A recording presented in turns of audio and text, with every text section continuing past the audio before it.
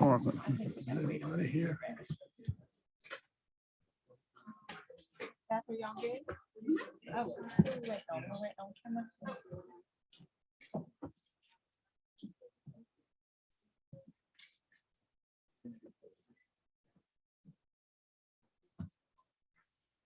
This can be- She must have to go tangle.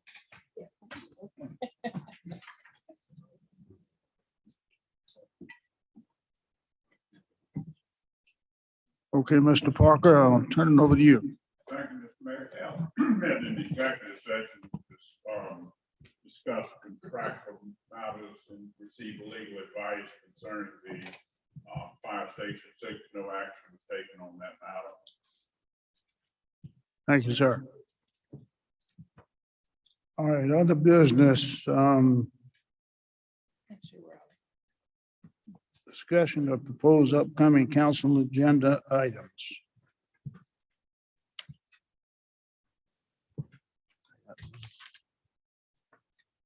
Yeah. That's me. Oh, Bob Jackson, so. Huh? Huh?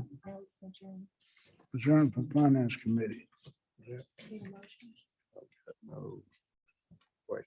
We need a motion from, to adjourn from the Finance I'll Committee. make a motion that we adjourn. Second.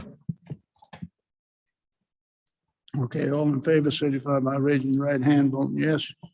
Yes. Yes. Opposed likewise. Motion carried. Okay, Parks and Recreation Committee, Ms. Amy.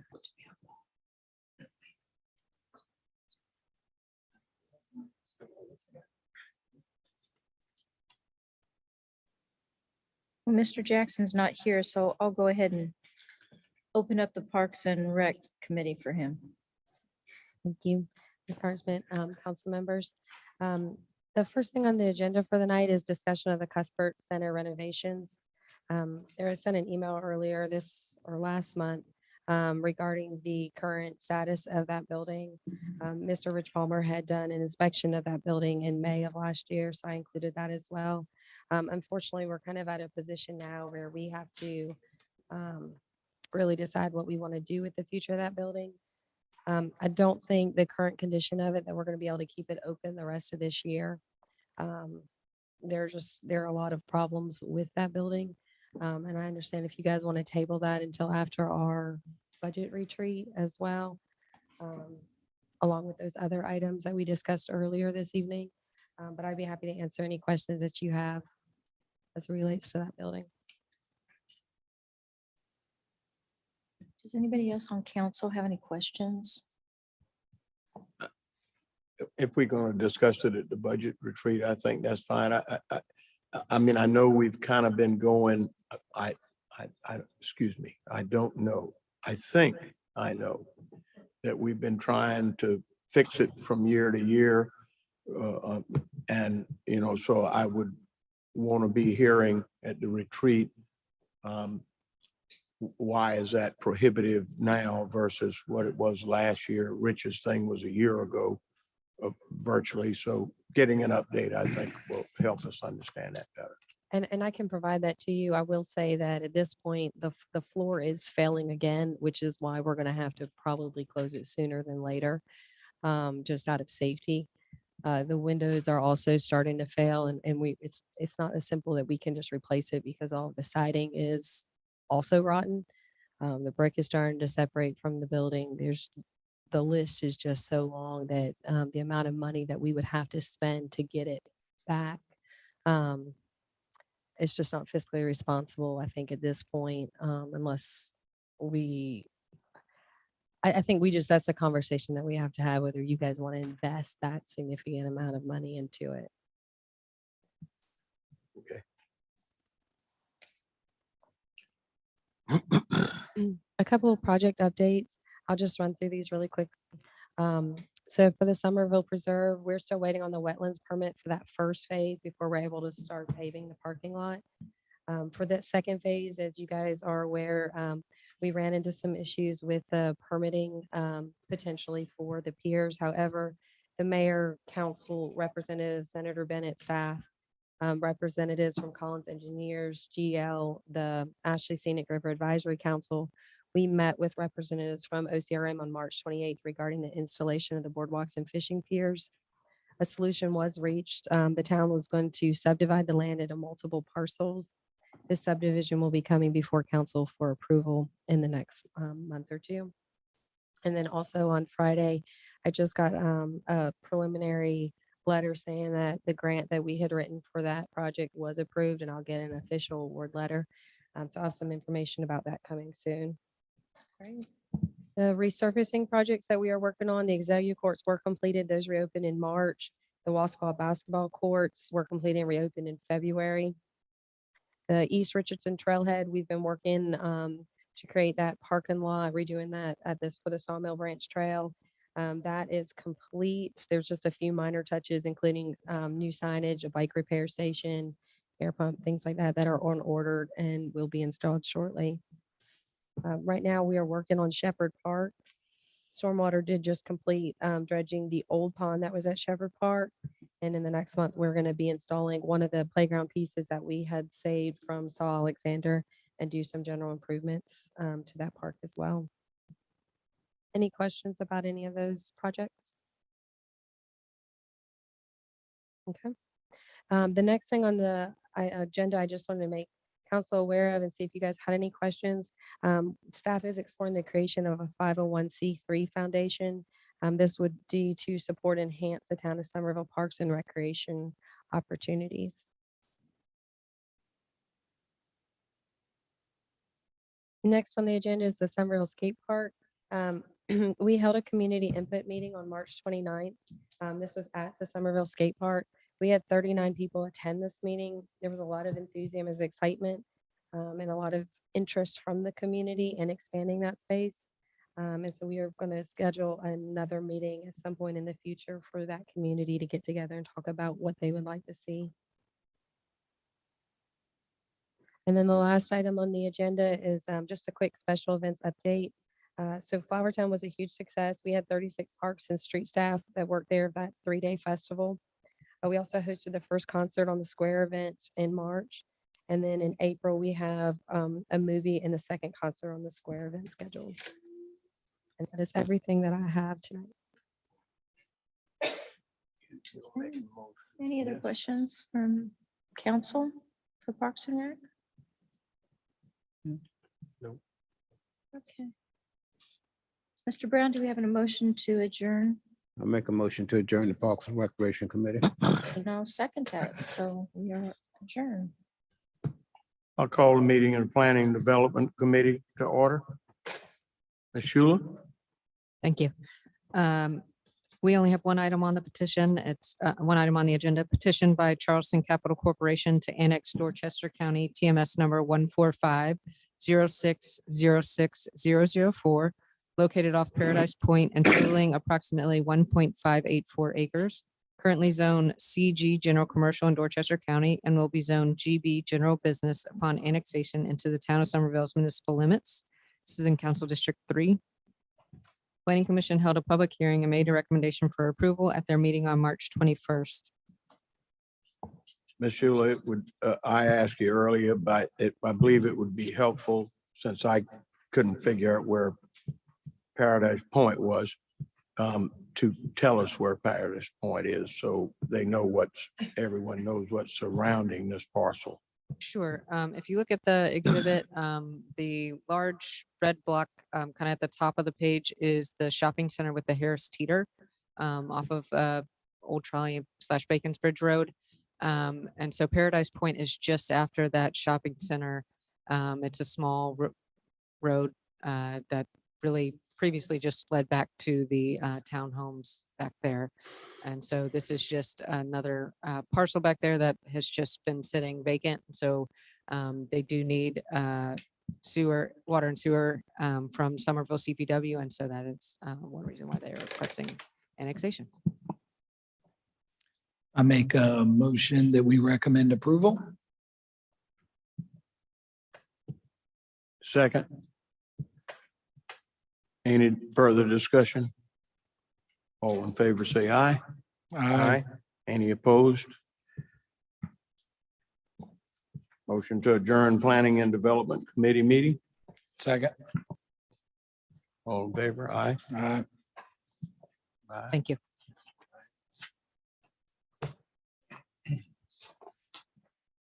Public safety.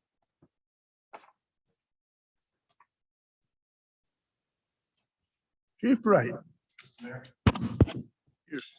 Call to order the regular meeting of the Public Safety Committee. First item on the agenda is a discussion and review of enforcement of noise ordinance.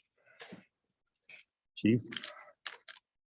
Council members, Madam Administrator, I've been asked to come before you to discuss the noise ordinance and the enforcement of the noise ordinance in the town of Somerville.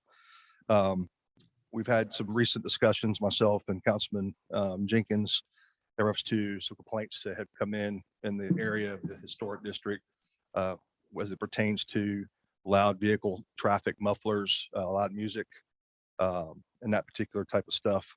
And through the discussion I had with Councilman Jenkins, I explained to him some of my frustration with section 1240 of the noise ordinance pertaining to using a noise decimal reader to be able to enforce the noise ordinance. So with that being said, we took in consideration back on March the 16th, we went out to West Richardson Avenue near Gadsden Acres and set up there on the side of the road with the decimal meter. And we have 4 of these for the entire police department. They're about $300 a piece. And I'm actually in violation on this microphone right now, the noise ordinance within 25 feet. If I was in the back of the room, I've been playing it the entire time. And almost every speaker that has come up through the microphones here, they're above the noise decibel of 60 for the daytime. That particular day we were out there, we had vehicle traffic go by, averaging the traffic go by, mostly tire sounds of cars going by. We had a school bus go by. The sound of the school bus was in violation. Garbage truck was in violation. We had a Tesla, which is a electric vehicle, go by. It was in violation with 61.8 on the decimal reader. Where I'm getting at with this is we enforced the law very well prior to 2021 when this was put into place. And this is tied to hands of my police officers because if they don't have this decimal reader, it's prima facie evidence for the noise violation. And if I have this, I have to walk up and generally will warn them for the first offense. And so I'm not bringing this in here as a tool to humor you all. I'm just bringing it in here to show you as a tool of what we're working with out there. The officers' work meant something. We had video cameras, we have body worn cameras, we have all this different technology, and I could bring all that to court. But if one of my officers goes out and enforces the law, and keep in mind, I have 130 of them, and I only have 4 of these, then I can easily come in and argue a defense that, how do you know I'm in violation? The law allows me, the ordinance allows me to violate you. But when you add this in there, it's another matter of defense for the defendant. And you have, it's so specific. And I want to explain this to everybody here. Temple University Department of Civil Engineering and Environmental Engineering, conversation in a restaurant, office background music, air conditioning unit at 100 feet is 60 decibels. That's in violation of our noise ordinance. Quiet suburb, conversation at home, large electrical transformers at 100 feet, that's 50. Passenger vehicle passing at 65 miles an hour at 25 feet, it's at 70. That's in violation of the noise ordinance. So I say these things because I think we're becoming too micro with this noise ordinance. I know I wasn't a part of the command staff, or I wasn't a part of the passing of this legislation when it happened. I was not keen on it when I was told that what was going to be happening. But now I'm in a position to say that I just don't think it's a good idea. And I think we need to repeal that portion of the law, or the ordinance. So what am I talking about is under 1240, it says prima facie violation of section 12-32 shall be established whenever a measurement of the offending noise shall be taken in accordance with the article shown to produce a level of noise in excess of guidelines of the chart contained in the section. Reference established by the chart shall be subject to rebuttal based on the time, place, circumstance of the occurrence. And it goes on through subsection B, C, and D.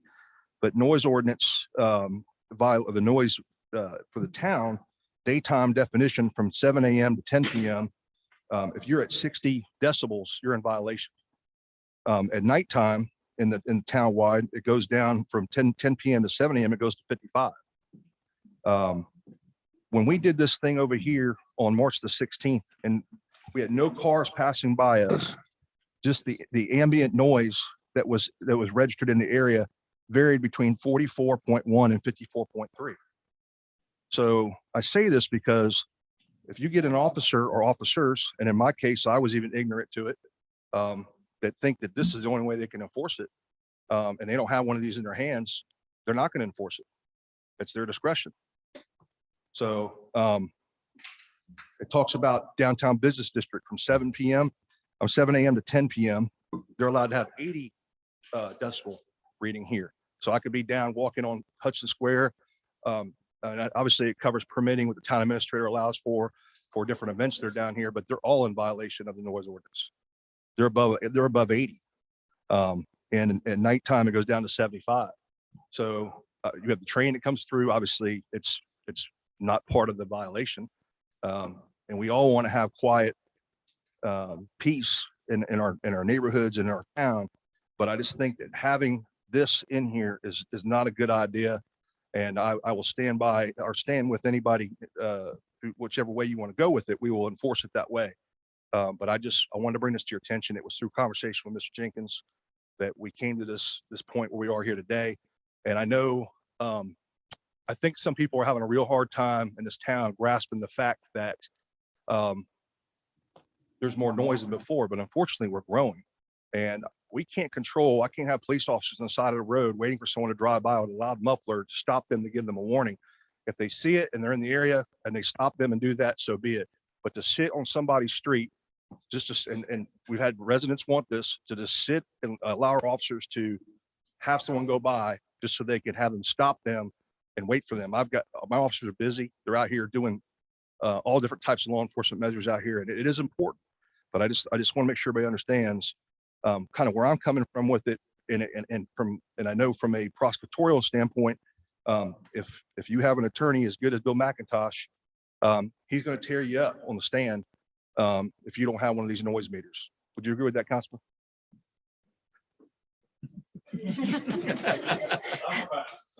Oh, yes, sir. Yes, sir. Well, I've seen you practice and I know that's how it would turn out. So I just wanted to bring this to everybody's attention. I'm happy to answer any questions you have.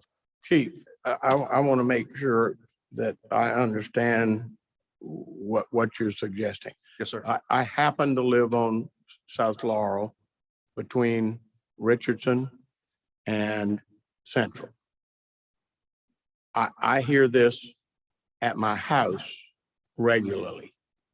I walk and I ride a bike and I hear it regularly. Sure. So I'm not suggesting that we stake out or do anything like that. Yes, sir. It's kind of hard for me to imagine that you ride 8 hours in a car and you don't hear this one time in the old district of Somerville. Now, that's tough for me.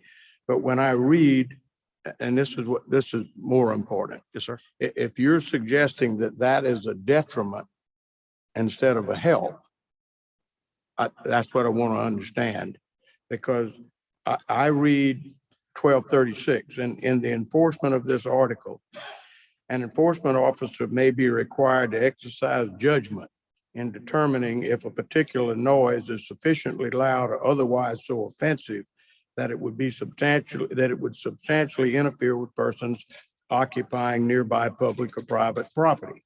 When making such determinations, the enforcement officer may consider the following and other relevant factors: the volume of the noise, the intensity of the noise, whether the nature of the noise is usual or unusual, whether the origin of the noise is natural or unnatural, the type and intensity of ambient noise, if any, the nature and zoning of the area in which the noise is heard. Yes, sir. I read that not dealing with that. That's correct. And say, if an officer comes down and he hears one of these non-mufflered cars or trucks, Mhm. that he can stop them, he That can is- give them a ticket. That is correct, 100%. And that's why I'm suggesting that you don't need to have this. That Okay, It does not need to even be in the ordinance because you're tying the hands of the police officer. They think Okay. they have to have this. I think the officer should have discretion, as you're stating, is in 12-36. And I just think that this $300 times 130 yep, is not fiscally responsible. And I think this could be used in some cases where it's questionable. But I think it takes away from the officer's ability to go out and warn somebody, particularly an event maybe out at the country club. They're having a shindig out there and it's 9:59 at night. I think we've all seen that. I've received hundreds of calls out there over the so I'm years. never there that late. No, sir. I just How do use you that get as an example. But I'm just saying this because, and I don't know what draw there was, and I apologize if you feel like I might be insulting one of you, if you think that you helped author this bill or this legislation. I don't see a need for this to be in it. I think we were doing just fine before this came along. And I think the officer would be more apt to go out in your neighborhood and write a ticket for a loud muffler, because I can't stand those things either. In fact, I'd probably write a ticket for it. But I don't have one of these, and I don't want to get in court and not have one of these and have a really good attorney come up and tear me up on stand and then waste my time and demoralize all the other police officers who just watch that happen, and they won't want to write any tickets either. Well, I think that I was on council when we authorized that. I think Mr. McIntosh was as well, all of us, but. As it happens, the person who drafted it is no longer on council. Very well. This was Councilman Bailey's addition to the, But it appears to me in hindsight that what it has done is more handcuffed us than allowed us I'm afraid to- so. to achieve what we want to do. So I guess I'm looking for a motion from the committee that would allow us to go back and adjust the ordinance. I don't think the committee needs to make I mean, to send it to council. I think somebody just needs to draft a motion to draft an amendment to the ordinance. I mean, amendments to the ordinance have to be in writing. So, I mean, any of the seven of us can simply draft an amendment to the ordinance and put it on an agenda. Okay. I do have a couple questions, I Chief. knew you would, sir. Go ahead.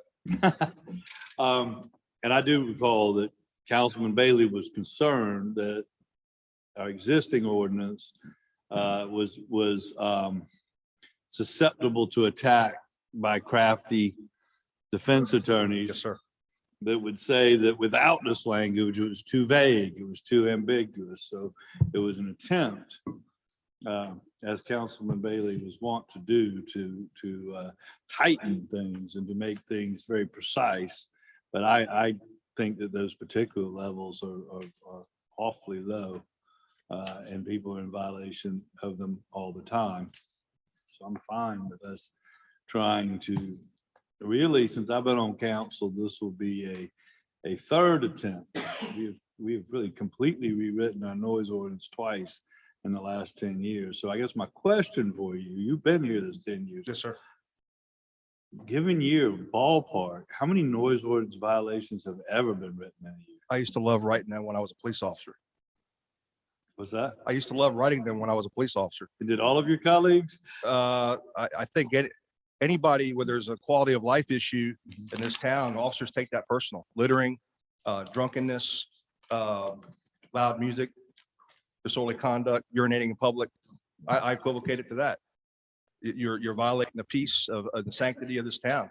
I don't want my windows and my mirrors shaking in my car because somebody's bass stereo 5 cars back. But I should be able to write that ticket, not worry that I didn't have this in my car that day. I agree. I think it would be interesting for us to have just the data on that, if you can, over the last I could find out, sir. 3 or 4 or 5 years. I can tell you this, sir, and I don't remember the exact time frame. And Councilman Jenkins, you may remember, I explained it to you. The particular area where this complaint was in the historic district, turned out that person had not complained, but there was a coalition of neighbors that had come together and collectively decided that this was a problem. And it was not properly addressed with us or by us because we weren't able to address it. But we have since done that. And we had 13 noise complaints in the entire area encompassing, I believe what you're talking about, sir. I think it was 13, maybe in the past 6 to 12 months. That's actual people calling in. Now what the verdict was on that, whether the officer found the car that did it or whatever, I don't know what that is, but I know that was the number. Thank you. Yes, sir. Okay, Bill, why don't y'all get together, or you, and come up with a different ordinance. It'll do away with that device that Chief Wright's got there, and something that'll work in the court, because we went for years without any kind of device. Now, Judge Finucane, when he was judge, he wanted us to get those devices, and we wouldn't get them. And just because of the reason Doug's talking about is because he said, we said that, well, that'll give us a reason to get beat in court. Well, he would throw most of them out anyway. And, you know, because he just said, if you don't have something that tells you is above that, whatever that noise thing is, you know, Tom was pretty tough on the police officers for that. But I agree with Doug. If you got that device, that's easy to beat. And, you know, I think we're in a different time now. So why don't you get together with your committee or you yourself and get with the chief and come up with something that'll work better than what we got, because what we got is I understand what he's saying. If you don't mind. I would just invite any of the 7 of us to draft any amendments they wish. That's how it works. Okay. I'll be You happy go- to draft You an go ahead amendment. and take care of that and bring it up to council meeting. I'll be happy to get with Mr. Parker and redraft this ordinance in a fashion that allows us to deal with it and bring it to council. Okay. I just want to reiterate, Mr. Mayor, I just believe it's a redaction. It's as simple as a redaction and maybe some Right. verbiage changes. I don't think it's, Yeah, it's a good idea because it's not something that just came up. I mean, we dealt with this when I was on council before. And it didn't work. So, you know, I think we got several of those things back then. yes, sir. And Chief, excuse me, that'll help the situation. Chief, if I understand you correctly, the only thing you want to do is eliminate the noise measuring device. That's correct. And then your people can be more effective in controlling noise. That's correct. That's all that needs to happen, I think. Simple. Well, if you eliminate the noise measuring device, you still keep the decibel levels in? There would be no way to measure them, so it'd be at the discretion of the officer. But we encourage our officers and strongly encourage that the first offense, in fact, I believe it's written in there that it should be a warning, or it used to say that, maybe 2 drafts ago. But yes, sir.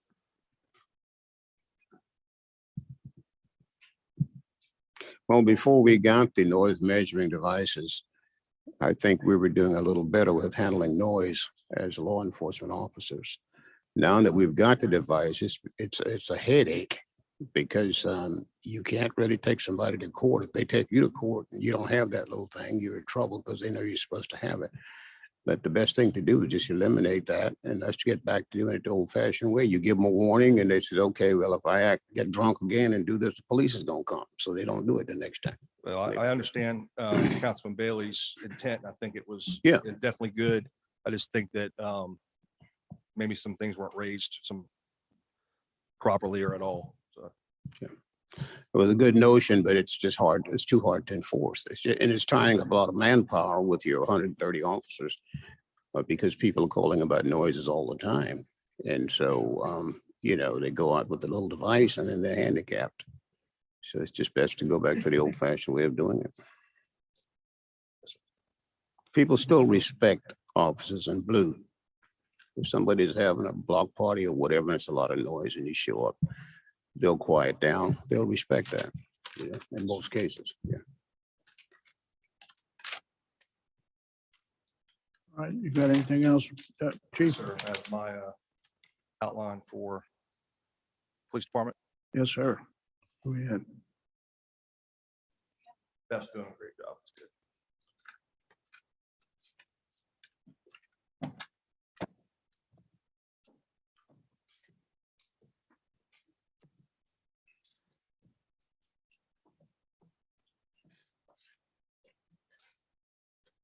Thank you. Next. So I was before you in January. So from January until this time, I believe it was February, there's your call breakdown of some more serious things. I think everybody can see that, and I know you all are provided, or I know the Public Safety Committee was provided with these items. Still of note is the overdose and the mental health calls. Obviously, we stood up our CIT team, and I'll talk about that in a moment. But we're trending high on several things. Luckily, none of them are homicides yet. Next. Crisis intervention team, we obviously stood that up at the first of the year. We were able to get our 2 people selected, and they're working with a clinician now. It consists of 2 police officers and a clinician. As of a week ago, they had responded to 39 mental health calls since February. That's actually a pretty high number. I know they're going out and mitigating calls every single day. There's been several situations that they've de-escalated that could have been very dangerous for other police officers or citizens. They've also been working with the South Carolina Department of Mental Health and the mobile crisis team to process and train and certify all the police officers in Somerville and crisis intervention. That actually is a 40-hour certification that we've never had before. So our officers are going to be better prepared to handle these types of responses. Next. I want to talk about overtime because I believe when you look at my line item, I was at 101% of my overtime for the year already. And I could break it down right here for you as of a week ago. Short Central Bar District, when we had our incidents before we stood up our hospitality team, 28 days, 4 officers, 6 hours for each officer, totaled 672 hours of overtime. Concert in the Square, 3 days, 2 officers, 6 hours each, 36 hours of overtime. Movies in the Park, 5 days, 1 officer, 4 hours each day, 20 hours of overtime. Concert 175, 1 day, 4 officers, 16 hours, 16 hours each, 14 or 64 officers of overtime, 64 hours. And then the farmer's market, 7 days, 70 days, 2 officers, 5 hours each day, 700 hours overtime. A total of 1,492 hours. We do try to have reserve officers work the farmer's market, but we don't always have them volunteer. Obviously, they're auxiliary, they work for free. We appreciate that. But I just want to make sure you all knew that I was not being reckless with taxpayers' dollars, that we're just paying people overtime for whatever they want to do. They're out there doing work for their people. Next, please. Chief, could I ask you a question sir, on that please. last one, just for curiosity? Yes, sir. Short Central Bar District. Yes, sir. What hours do we work there? We were working Friday and Saturday night, and they were coming in at about 5 p.m. and working until 2 in the morning. And I had 4 officers out there for that period of time. So But when you say overtime, that's what I'm confused so about. they are not, that was before we had our hospitality team stood up, which is the team 6 that actually works that full time. They work that now, and that's coming out of their normal salaries. So prior to that, we had to have officers, it's a high. visibility come area, so in. they were off on their off duty time, and we So paid them. that should go away. Yes, that's done. That's done and over with, sir. Okay. In fact, they're working most of these things now. They're obviously they can't be everywhere, but they're working a lot of these things you're seeing up before you now. Okay. That's right. Grants we've applied for and received. I just wanted to bring up, we did just get another grant from the Municipal Association. We bought 4 or 6 more bowler wraps. That's 50% reimbursable. Obviously our JAG grant for domestic violence investigator, we're waiting on that. And also waiting on our DUI officer and I think 2 traffic safety officers. Thanks. We do a lot of stuff. It's hard to keep up with everything we do. We have to sometimes look at our own Facebook to see what we've done because there's just so much going on. But Palmetto Pride Cleanup Day, we participated in that. The Flower Town Festival for the 2nd time in 8 months, 6 months. Polar Plunge Special Olympics, mentoring male students on District 2 schools. We do that. Dignity Project, continue to do that. Troubleshooting homeless population, we've been handling that. Obviously our PSAs, our traffic safety checkpoints. And I'm proud to announce today that we have no openings. I don't want to sound arrogant, but we're the only agency in the Low Country that has no openings. And I actually have 3 people who are certified at other agencies waiting for someone to leave my agency. They're not coming here for the money. I can tell you that right now. They're coming here because of the atmosphere that they have in this community, the support they receive from their council, from the town, from the police department. And that's plain and simple. And I could do, or we could say or do something tomorrow wrong, and we could have 10 openings. But I think it says a lot to this town and this body of government that we have what we have right now. I know our local partners in the area are hurting for people. And I can tell you right now that since 2019, when everything started kind of taking a turn with distrust for law enforcement and a lot of the things you saw in the media, South Carolina is down 4,000 police officers as of last week. Mr. McIntosh, if I could ask a question. Absolutely. The troubleshooting the homeless population, what exactly do you? We did a census. We worked to get a census done for, and we also have, you're familiar with branches? So Dorchester County Sheriff's Office, Charleston County Sheriff's Office, along with many other stakeholders, they're working, they actually put on workshops for a better part where people can come get food, clothing, they can get medical attention, vaccinations, and they have a one-stop shop. And we have our special enforcement team has been assisting with that. They go there dressed down as civilians because the homeless population is distrusting of law enforcement. So they go there and actually help with some of those things. They provide dog food for homeless people who have pets and different things like that. Is that here or is that in? It's in the, they don't do it in the town or the cities. They do it in kind of the rural areas, but we did one at a church on Ladson Road. We participated in that. It is just a big drive right now to work with the homeless population, help get that curve, get people back into work and in the homes.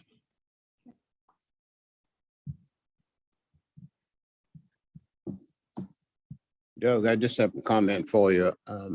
I've worked with you for a long time, and I know the Somerville Police Department is very well run.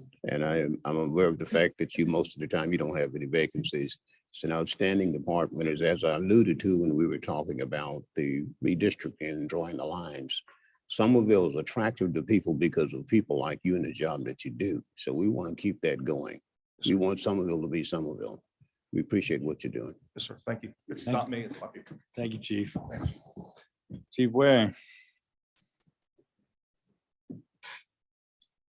Good evening, Mr. Chairman and members of council, Mr. Mayor. Again, yes, sir.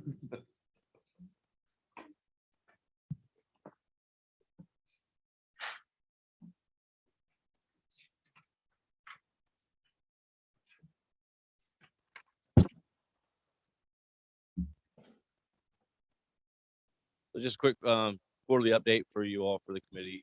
This is a breakdown of our incidents from January 1st of this year till for the first quarter. Basically 76 fires, 948 EMS calls, 231 good intent calls, and then some other miscellaneous incidents throughout the quarter. You see, compared to a year ago, we are up in a lot of categories and from last year to this year. Just some other highlights going on. We started off the year with 19 recruits in our recruit school. We hired these folks with no training whatsoever, and we are working them through our recruit school process. Last week, I'm excited to share that 17 of those recruits have completed firefighter 2.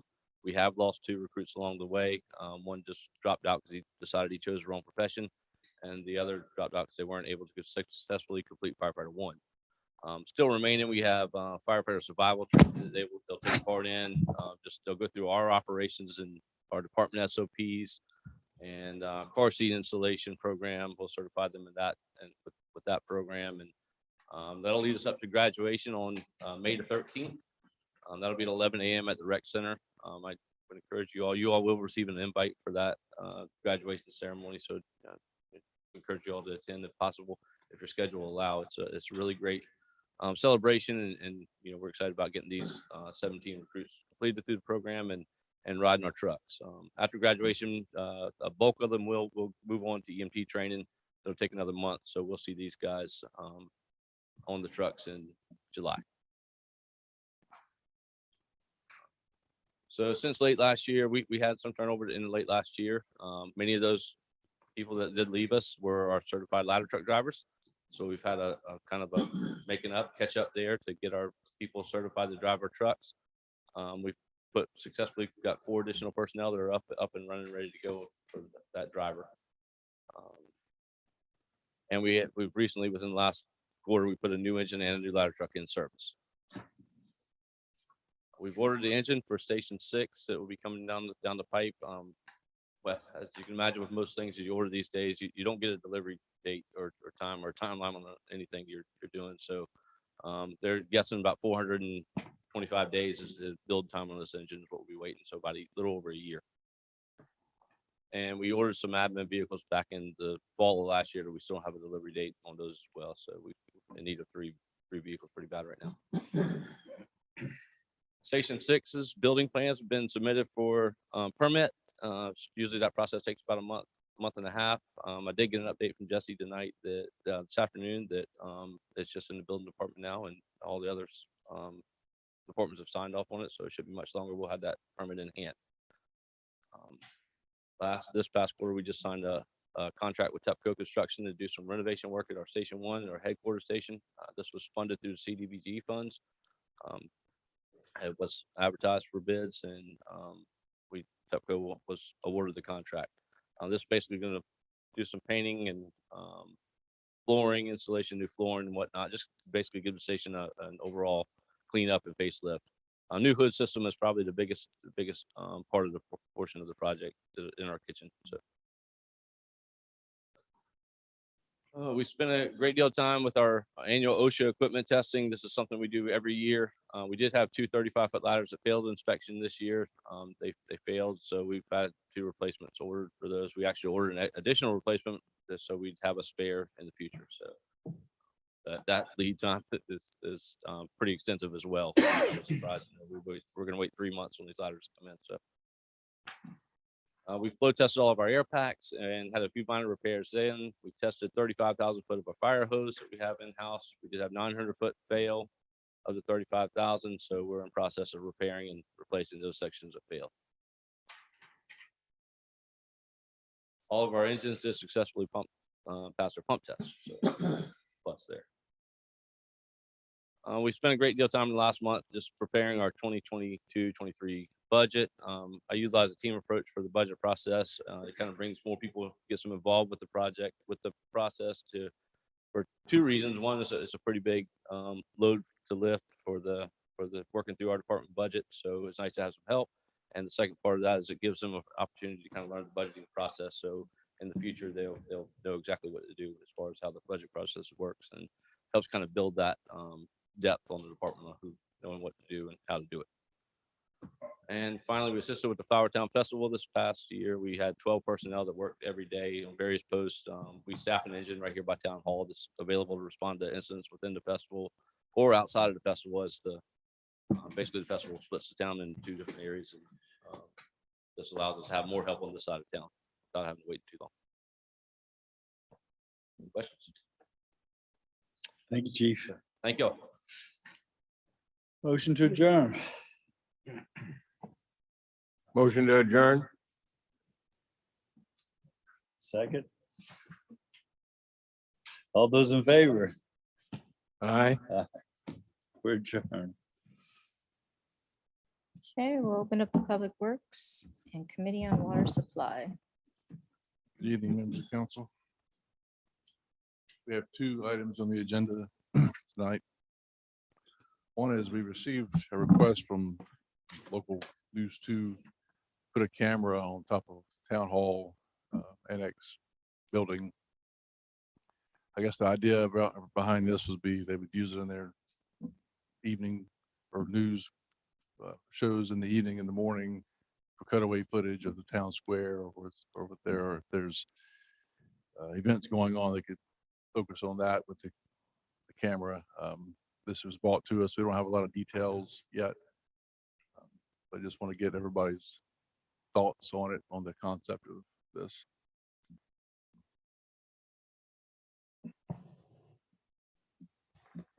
I think it's a positive opportunity for publicity what would be the concerns? I'm assuming they would fund it and maintain it. And are there any other concerns? I don't know enough to know what the concerns are. I know one concern that was brought up is the camera is probably going to be sponsored by a local business. That's usually what they've done at other cameras. And do we want to have the say so who sponsors that business being on a public building? So you mean the sponsor's name would be maybe written on our Brought to you building? by the State Farm, Tony Pope. Camera. But that would be on the Channel 2 newscast. There would, Yeah, I don't the think that'd sponsor be, wouldn't necessarily, I wouldn't think, be able to like put a banner or signage on. our No, it building. would be on a Okay. newscast, but Yeah. it would be from Somerville, the cameras on Somerville's property. yeah, I have no problem with that. Have they said specifically that they want the camera to be on on Hutchinson Square? I mean, what, They just want to place the camera on Town Hall to be able to take footage of Hutchinson Square. I think the next step would be if the concept is okay, we sit down with them and get some more details and Mhm. maybe draw up, get Jimmy involved and draw up some kind of agreement with them. And then bring that back to you all for further consideration. well, I that's think if good. we're just at that level, I don't think I have any concerns. I do think sometimes the devil's in the details. I mean, it just seems like there could be an opportunity for some sort of abuse, even though you don't have any reasonable expectation of privacy in public. I just, if it's some distance view of Hutchinson Square, then, as Councilman Touchberry said, it would seem to be kind of a positive PR for the town. But on the other hand, they can zoom in on individuals that don't know they're being videotaped while they're playing with their kids in Hutchinson Square. That's something different. So do you need a motion to move forward with gathering more details, or you just wanted to feel the room? Want to get a feel for them. I think the positives seem to outweigh the negatives based on my limited understanding. I think the devil's in the details. Okay,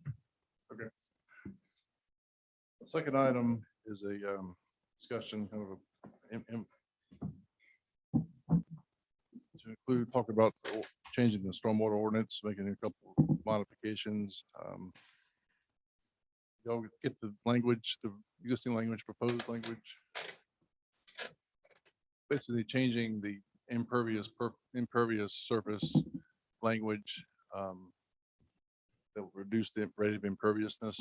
And when homeowners want to put patios or whatever, they don't have a lot of guidance on installation. So we like to update our stormwater design manual, include some of the guidance. And we'd also like to reduce the impervious rate, because with the soil types we deal with in Somerville, they're mostly poor soil types. You don't get true impervious surfaces, especially when you put pavers or bricks on the ground. So we're would like to change the ordinance, the language being shown here, to be able to give some more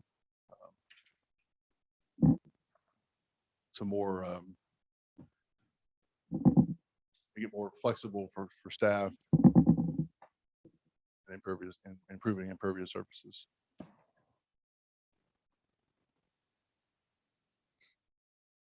So if I'm understanding you correctly, as we currently have it,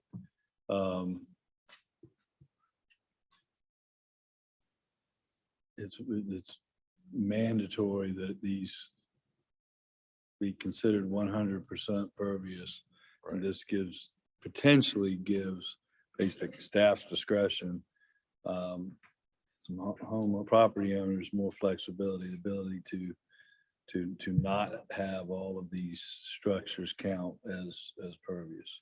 So Right.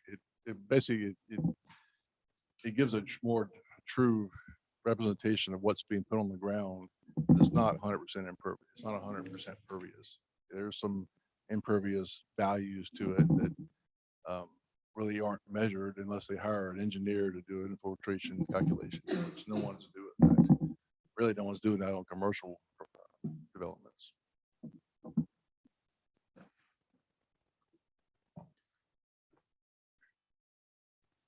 I mean, typically, I'm all for giving some flexibility to property owners. I'm just curious as to what the impetus of this is and how you would see it being implemented, Sir? how you would see it being implemented. I mean, someone comes to you and they want something to not be treated as 100% pervious. How would you as a town engineer approach that? I would look at what that scenario and in our design manual refers to another low impact development manual that is used throughout the slow country. And there's some values and charts in there we would refer to based on what the application is. Every application is different based on soil types and whatever they're wanting to do. I like it. You'll get a motion to put this on first reading Thursday night. I would move to recommend that this to council for first reading on Thursday. I'll second with a comment just to say that the 100% pervious language is certainly couldn't be farther from the truth. And if we're really trying to solve our flooding issues, this is a great step. Very good step. Thank you for bringing it here. Okay, so If I could, Russ, I'm not sure I understand this 100%. I understand pervious and impervious, but if somebody comes in and they want to put a fire pit in their backyard and they want something that's going to be 18 feet wide and they're going to, it's brick and it's got a fireplace and you want to have that. So you've got that 18-foot diameter circle. How does this impact somebody doing that? It depends on how they want to put it down. They want to put, I'm saying brick with mortar in the brick. They we build would it count up. that as impervious. Huh? We would That's count that as impervious. Impervious, yeah. How does it impact that person who wants to do that? We would look at every zoning classification has a maximum impervious area they can cover their lot. We would look at what's there now, say in their house, their driveway, whatever patios they have, and what they want to add, and they won't be able to exceed that number that's in the zoning ordinance. So if you've got 10,000 square foot lot and you can only have 20% impervious and you're already at 19% impervious, we got to see how close you're going to get, or if you exceed or come under that limit.